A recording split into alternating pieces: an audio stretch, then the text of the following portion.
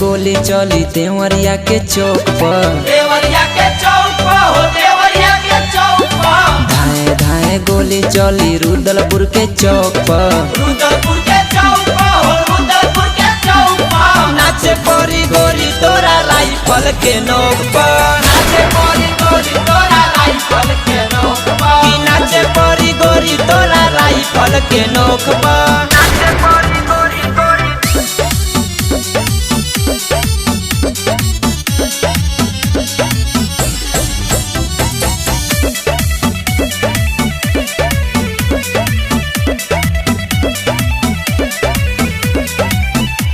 बैठी नजरिया नामी लावत दूर से, नाच देखे आइल बाड़े लइका गोरखपुर से।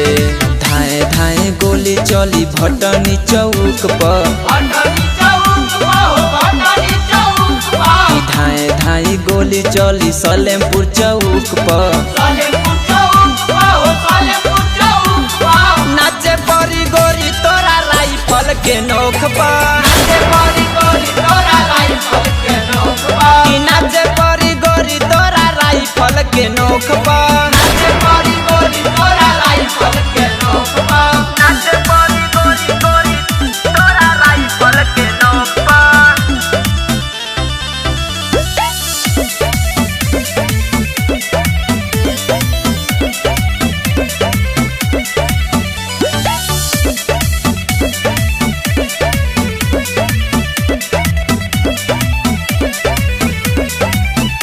नाचय जान तुहा टाई के दुपट्टा, भीरी में आइल नइखो बान्हल बसाटा। धाए धाए गोली चली कुशीनगर के चौक पर, कुशीनगर के चौक पर हो, कुशीनगर के चौक पर। धाए धाए गोली चली गोरखपुर के चौक पर, गोरखपुर के चौक पर हो, गोरखपुर के चौक पर। नाचे परी गोरी तोरा राइफल के नोक पर, नाचे परी गोरी तोरा राइफल के नोक पर। कि नाचे परी गोरी तोरा राइफल के नोक पर। नाचे परी गोरी तोरा राइफल के नोक पर। Sonu recording studio Patna.